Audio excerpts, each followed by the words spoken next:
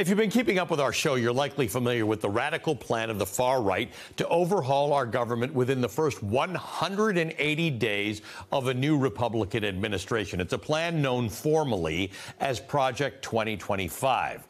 It's spearheaded by the conservative think tank, the Heritage Foundation. The plan is more than 900 pages long, and it's filled with far-right policy ideas for dozens of federal agencies.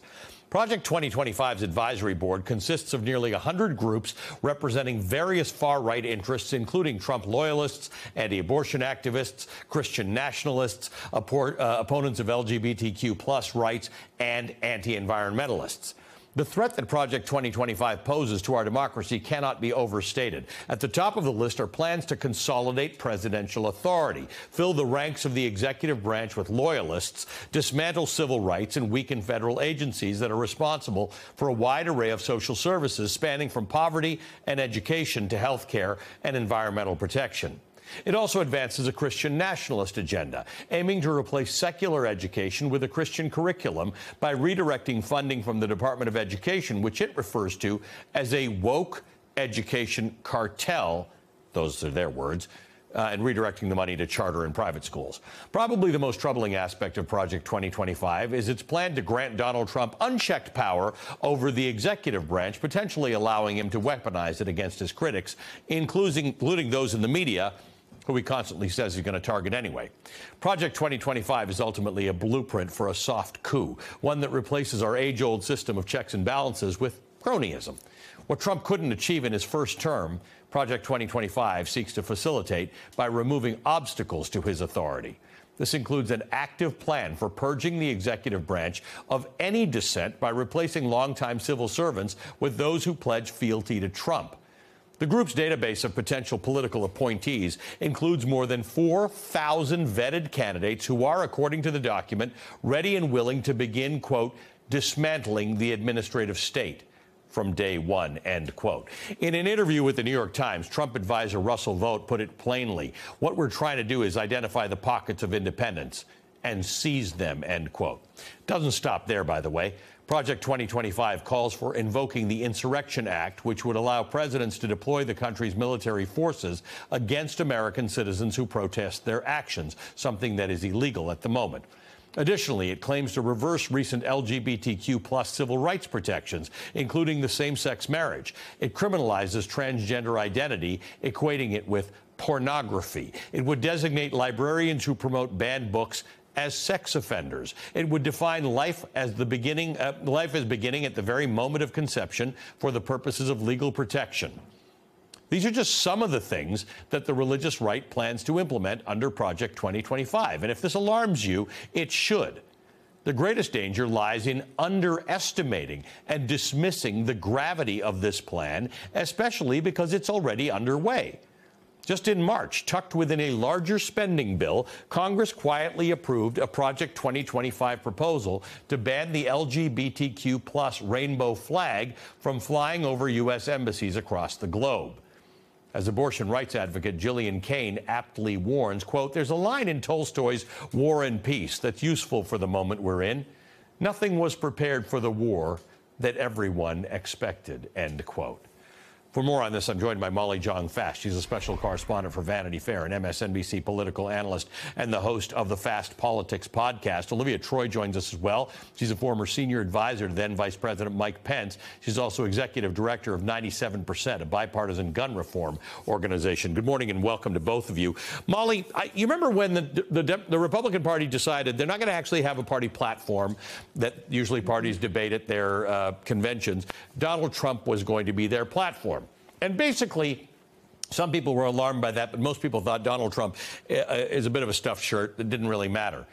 Now there's a real platform. This is not a Republican Party, actually. This is a real platform by far-rightists in this country that spell out highly specifically what everyone's going to do. So there's no plausible deniability anymore for somebody who votes for Donald Trump thinking, he didn't break anything last time, he's not going to break anything this time.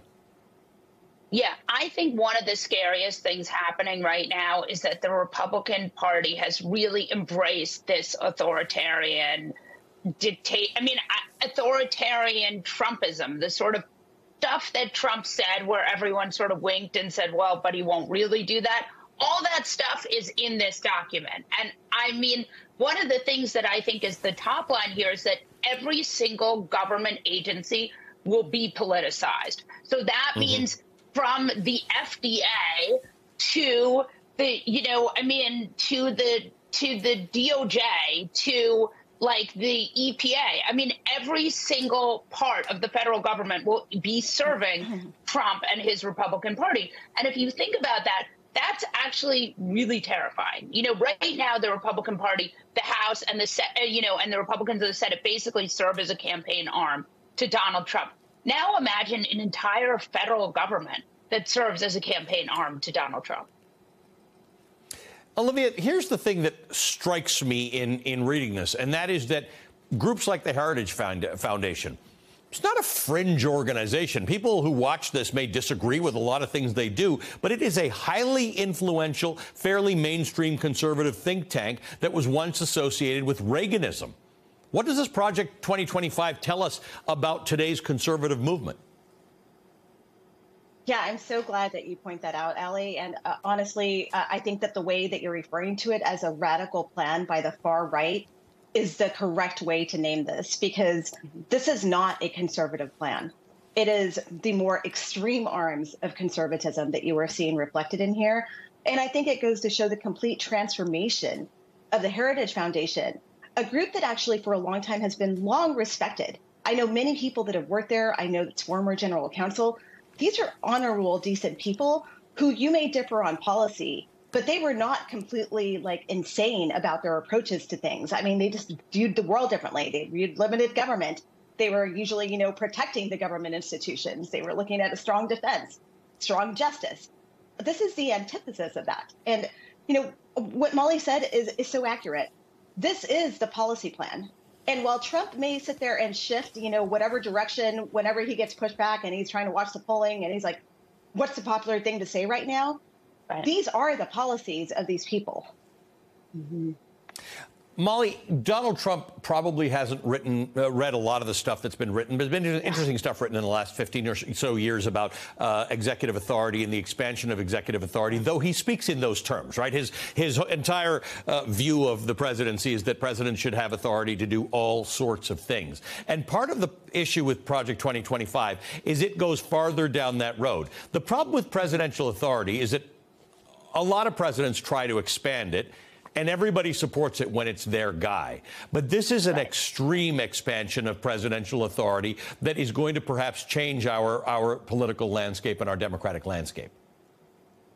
I think the scariest part of this is that the Supreme Court, Alito and Thomas, if you listen to that Trump immunity case, those guys are totally bought in on this. I mean, that I really do think there's a real sea change from Trump in 2016, where he was this outlier that the establishment kind of made fun of, the Republican establishment, to now the Republican establishment is all in on this. And they have decided that they're going to use Trump as a sort of Trojan horse, get him in there, and then push embryonic personhood and all of these, the attack on librarians, this kind of stuff, which is attack on LGBTQ, this kind of really idealistic, really authoritarian stuff. So I do think it's quite scary. And I do think they're really organized now. They sort of remember in that Time magazine article, Trump said that his mistake was being too nice. But what he meant was his mistake was not finding people who are ideologically completely aligned with his quest for power. He has found those people, and he will install them. So let's do a little chicken and the egg here, Olivia. Would Project 2025 have emerged with a different type of Republican candidate? Is this an opportunity for people who wanted to do all these to say Donald Trump's a bit of an empty vessel who believes that presidents should have royal type authority, so why don't we put everything into this 900-page document? I mean, this is crazy stuff. Talking about calling librarians, labeling them as sex offenders for dealing with the type of banned books we talk about. This is super extreme stuff. Who's the leader here and who's the follower? No, I think this is scary. I think that the charlatans and the craziest of the pack have come together and they have found a home in Trump. They have found a leader and they have found someone who will listen to the last person in his ear. Like, I watched that happen firsthand. And I'll say this, Ali, I lived the Trump administration from day one. When they came into office, I lived it as a national security public servant. I was at DHS when some of these policies were enacted. I have served under several administrations. And while I will say this, the behavior of these individuals was very different than anything that I had witnessed in the past. That behavior will be more extreme. And I'll say, like, all the competent people that you see in government that have, developed these policies, who are going to be able to say, no, you can't do that. This is why. This is why that was enacted. Or, oh, by the way, that is illegal.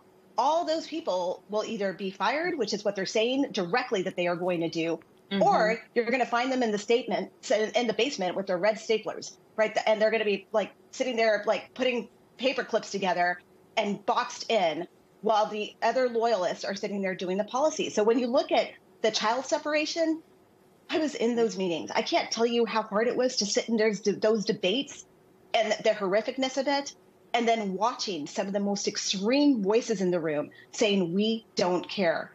Those are the types of policies that are going to be pushed. Molly, is it critical that people understand that this is real policy? Does the idea that this is on paper and it's 900 pages long and speaks, as you said, to every department of government, important to people who are still on the fence about how they're going to vote in November, to understand when we talk about this, some of us feel like it's hair on fire discussion about the erosion of democracy. We actually have a plan here. Is that going to motivate people to understand this is serious? I think people need to hear it, because I think most voters do not like this. And we know most voters are in the middle. They do not want this kind of far-right stuff. They don't want a king. I mean, they want a president.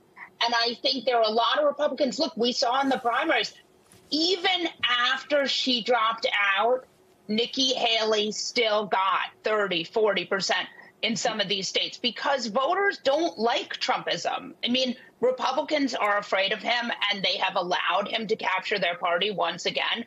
But I really do think that if he's defeated one more time, I hate to say this because I know this is an enormous amount of energy, but I don't think the majority of Americans believe in this kind of stuff. And I know they don't, because this stuff is beyond the pale. This is not anything that people want. This is, I would agree. And that's why it's important to read it, because even if you are a conservative in this country, and there are lots, and there are, and we want to have real debates, most people would say this is a bit beyond the pale, and it's not the kind of stuff we're looking for. I appreciate both of you so much for being here. Molly Jong Fast is a special correspondent at Vanity Fair and an MSNBC political analyst. Olivia Troye is a former senior advisor to Mike Pence and the executive director of the organization 97%. We'll be right back.